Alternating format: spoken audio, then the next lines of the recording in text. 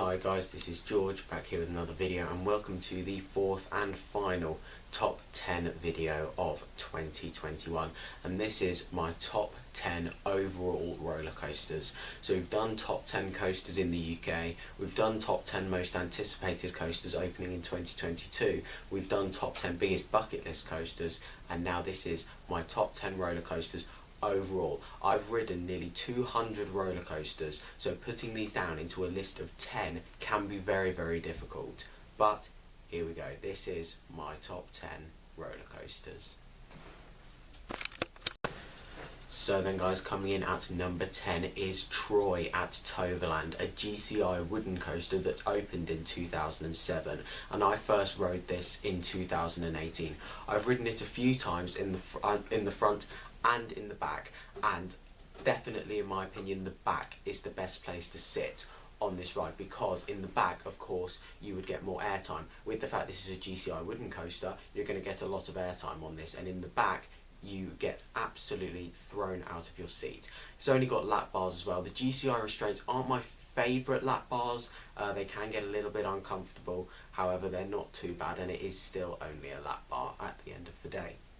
So you've got a little bit of a pre-section before the lift hill, so you go out the station and do like a right-handed S-bend, which takes you into the lift hill. It's not the tallest or fastest roller coaster, however what you are getting is a really good long coaster filled with airtime. Not the smoothest of coasters, it's a GCI woody, so of course GCI they do make pretty smooth rides, however they're not the smoothest coasters of all time, and with the fact this is a wooden coaster it would require a lot of maintenance as well. But it is not the roughest coaster ever, however you will get rattled around a little bit, but with a ride like this you can just easily forget about it. So many airtime moments on this ride, a mix of floater and ejector. It is mainly ejector, especially if you're in the back, however you do still get a little bit of floater as well. It's a long coaster as well, it feels like it's going on for ages and ages, which is just what I like from a roller coaster, a good long coaster. Not very well themed unfortunately. With Toverland it's a beautifully themed park, however with Troy not too much theming around it, so that's the only thing I would change about Troy. The queue line is really nice though, how it goes around, so it goes around the ponds and then it goes underneath part of the coaster as well, so you'll get some really good views of it. But it is a fantastic roller coaster. Coming in at number 9 we have the Ride to Happiness at Plopsaland de Panne. This is a Mack Extreme spinning coaster that opened in 2021, and I first rode it a couple of months ago at the end of October 2021. This is only the second Mack Extreme spinning coaster to open. The original is at Silver Dollar City, and this is the second one of course. So it's got 5 inversions, it also has 2 launches, the second launch being a bit like an airtime hill, so you launch over an airtime hill which will give you some good airtime. There are a few more airtime hills on this ride as well, mainly the second section is the airtime section. The first section is more inversions, the second section is more airtime, and the second section is definitely a lot more intense as well. But after the second launch, you do go through a really strange element. I don't know what it's called, but it's a non-inverting element. However, I don't really know what it is, but the closest thing I can really compare it to is the first and second inversion on the Vekoma SLCs, like that inversion after the first drop. However, of course, this one doesn't invert. It's a really smooth coaster. With the fact that it's a Mack coaster, it's only got lap bars as well, so that makes it really comfortable. The JoJo roll coming out of the station is amazing. You'll get some amazing hang time on that JoJo roll, and the banana roll as well. In fact, on all the inversions you get some brilliant hang time. You get some good airtime on here, very smooth. It's beautifully themed. It's themed to the Tomorrowland Music Festival, which is a music festival in Belgium. Looks absolutely brilliant, and of course the onboard audio on this, it really does help to make the experience that little bit better. I do really enjoy the Ride to Happiness, absolutely fantastic coaster. I did get to ride it a few times. I rode it in the front and I rode it in the back. It is a little bit more intense in the back, however in my opinion I didn't really notice too much difference. It is an intense coaster, it is absolutely fantastic. If you've not yet ridden it, definitely recommend it. Coming in at number 8 we have Let Coaster at Legendia, a Vekoma Bermuda Blitz that opened in 2017, and this is the coaster that really shows that height and speed is not what you need for a good coaster. It's not the tallest coaster in the world, it's nowhere near. It's nowhere near the fastest roller coaster in the world. However, this is still one of the best roller coasters out there. It's currently the only Bermuda Blitz that Vekoma have built, unfortunately. I'd love to see some more of these built, and this is just an absolutely, it's one of the most intense roller coasters I've ridden. It is non-stop action from start to finish. So you'll go up the lift hill and go down that first drop, which is absolutely incredible. You'll get an amazing view of the lake, down that twisted drop into the first inversion, which is incredible. There's 3 inversions on this coaster, lots of airtime moments, including one inversion that goes through the station as well. That's probably my favourite inversion of the ride. Lots of airtime pops, you'll get some ejector airtime and some floater, mainly ejector, and then of course with the fact that this is an airtime based ride, well I say airtime based ride, it's kind of got a little bit of everything really, but the airtime of course for the back row. However, if you want the best ride experience in my opinion, I find it more intense on the front. So if you want the extra airtime, go for the back. If you want the intensity, then go for the front.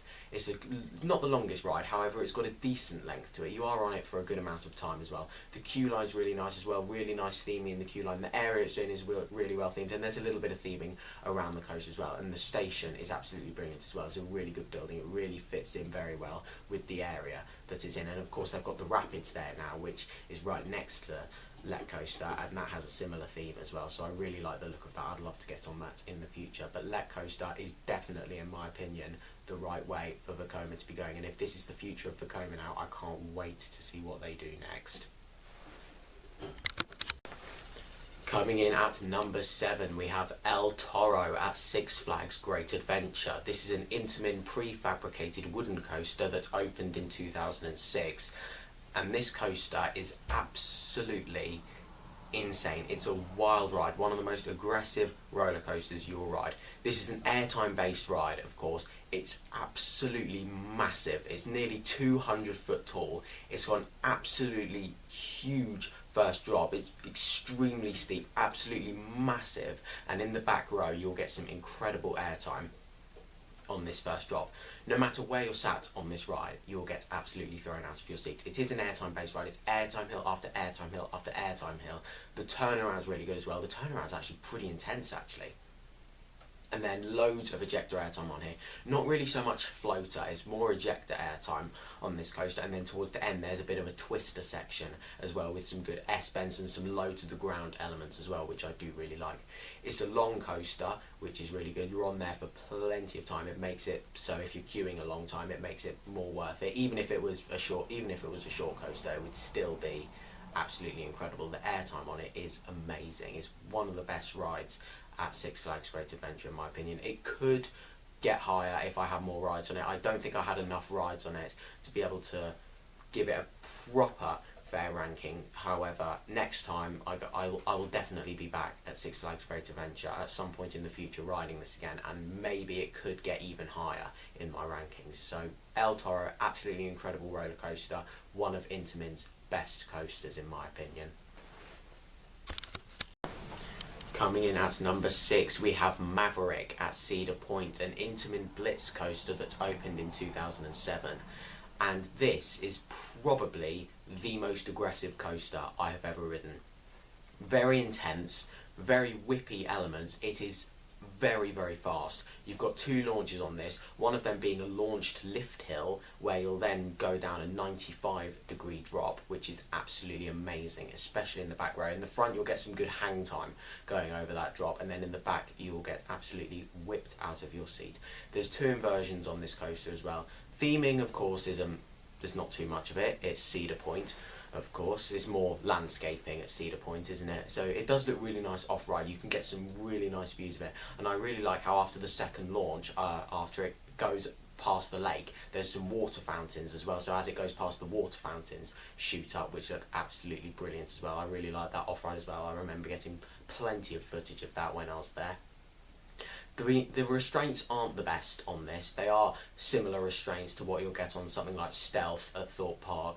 Not the most comfortable restraints. They do tighten quite a lot throughout the ride, unfortunately. So by the time you get to the brakes, you will probably be stapled. But the ride experience makes up for it. It is absolutely incredible. It's a long coaster as well. It lasts a good amount of time. Absolutely brilliant. I've got no faults with Maverick other than the theming, really. I really enjoyed it. Absolutely fantastic. It was probably my most ridden coaster at Cedar Point. I rode it probably around 10 times, so I got a good feel for it. And a little thing that you might not know about Maverick as well is it doesn't really do anything, well, it doesn't do anything to the ride experience, but next time you're queuing and waiting in the station, have a look around the bottom of the train, because each train is named, so you can see if you can find all of the different names on each of the trains. So that's a little hidden Easter egg for you as well. So there we go. Maverick is absolutely fantastic. In my opinion, it is the best roller coaster manufactured by Intamin.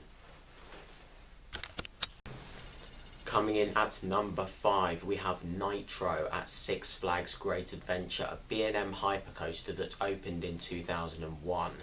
And I was going into this coaster with very high expectations, and unfortunately it didn't quite meet those expectations. However, it is still a top tier ride in my opinion, and it is still in my top 10. It wasn't quite as high as I was expecting in my top 10. I was going in thinking this could be a new #1 coaster, but it wasn't.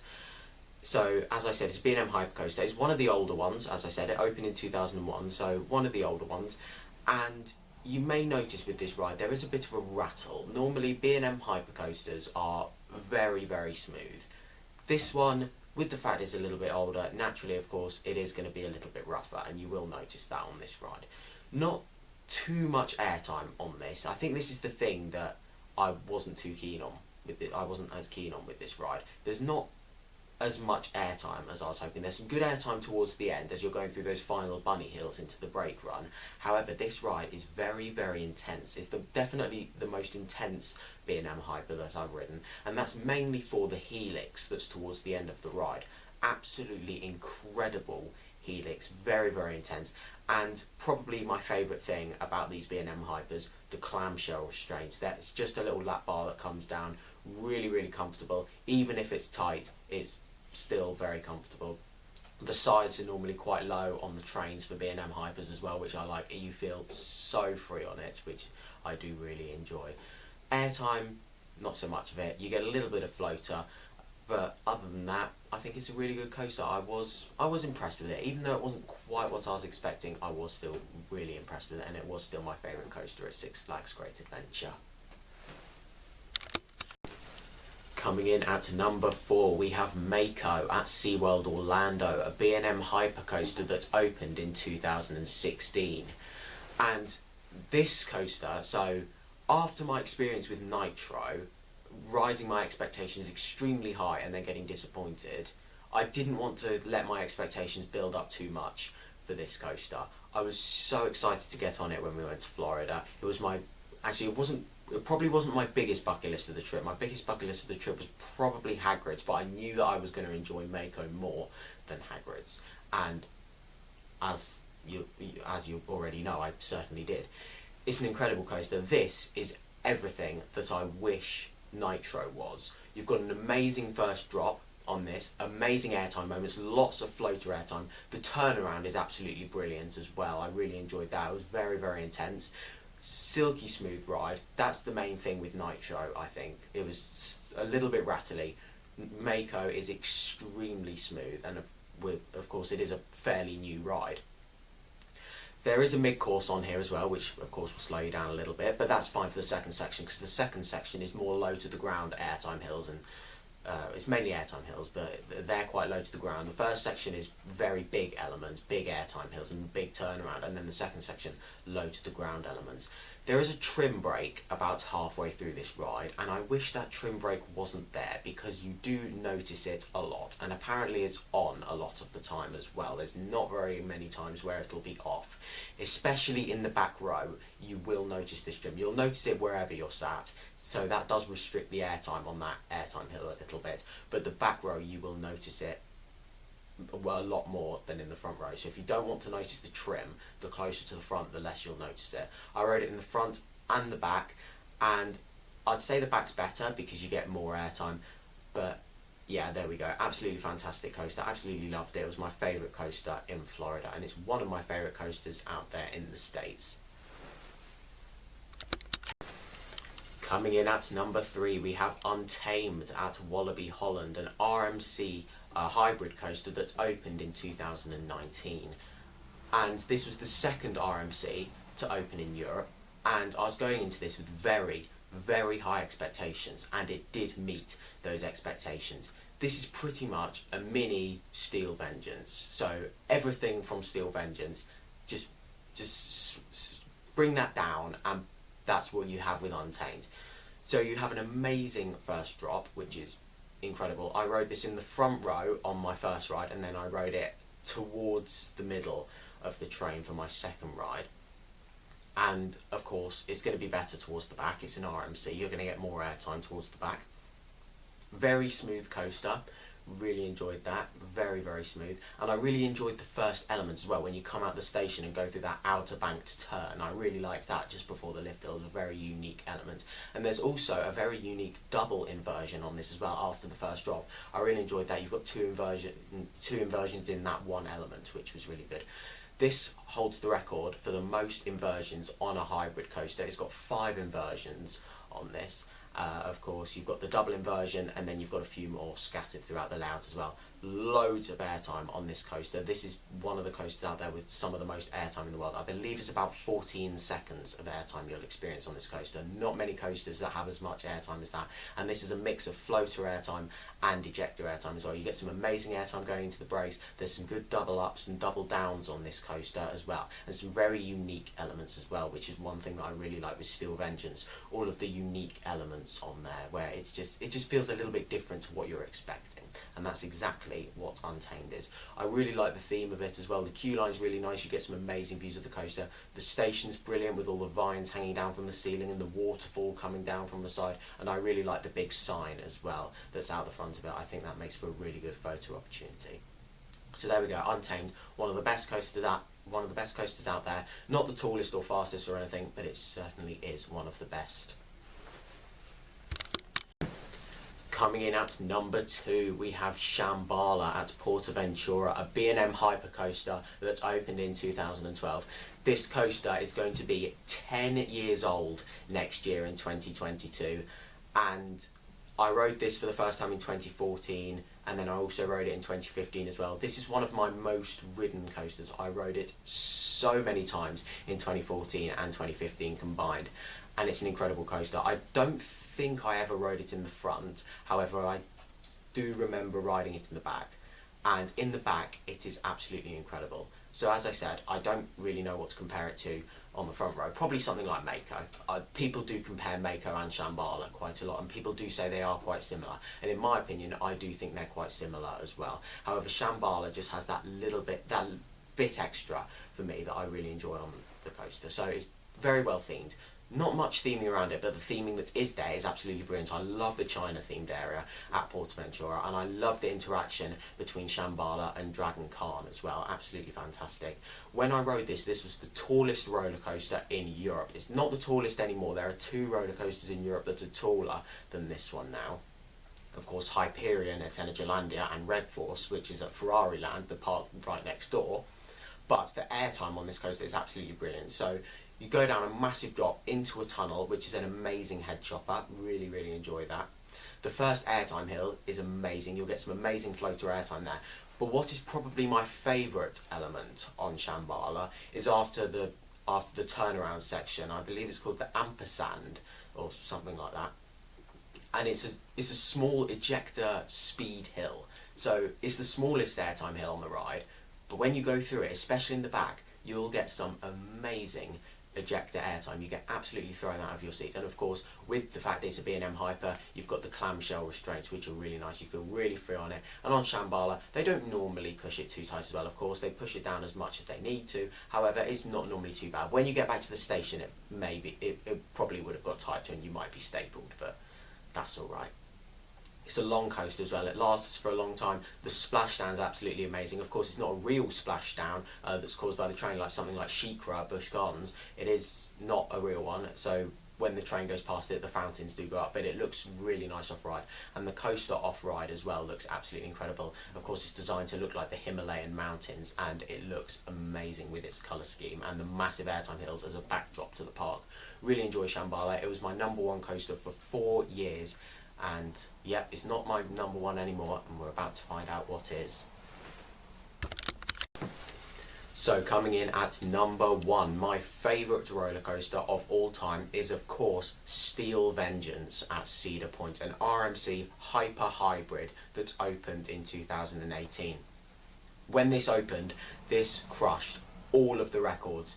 When it opened, it was the tallest, fastest and longest hybrid coaster. It had the most inversions on a hybrid coaster. It had the most airtime on any roller coaster in the world. It broke 10 world records and 5 records for the USA. It was a massive coaster when this opened, and on opening day people were waiting hours to get on this. I rode it a couple months after its opening and I was absolutely blown away by it. The airtime is amazing on this, and of course with RMC their rides are normally focused on airtime, and Steel Vengeance is focused on the airtime. However, there is so much more to this ride as well. You've got some weird elements on here as well, like the outer banked turn. That's a brilliant airtime moment and a very unique element that you don't really see on many other coasters. There's 4 inversions on here, a couple of which are built into the structure, so you don't really see them off ride. So when you go through them when you're actually on the ride, they are absolutely brilliant. You get whipped through them. A mix of floater and ejector airtime on this coaster as well. It's a really long coaster. It's one of the longest coasters I've ridden. And then especially towards the end as well, with the mini bunny hills going into the brakes, absolutely fantastic airtime, loads of airtime going through those. But this ride is just packed with airtime. Even the little bunny hills before the lift hill, you'll get some airtime on there. Lift hill's very noisy of course, but it's absolutely massive. You'll get some amazing views from the top of that lift hill. The first drop is absolutely incredible as well. Everything about Steel Vengeance I absolutely love, and that is why it's my number 1 coaster. So then guys, that's now the end of this video here. Thank you very much for watching. Make sure to follow me on Instagram at George Kelly, follow me on Twitter at George Kelly, and check out my other YouTube channel at Wealthy Eagle. Thank you very much for watching. Remember to like, comment, share and subscribe. Stay safe everyone, and I will see you all later. Bye!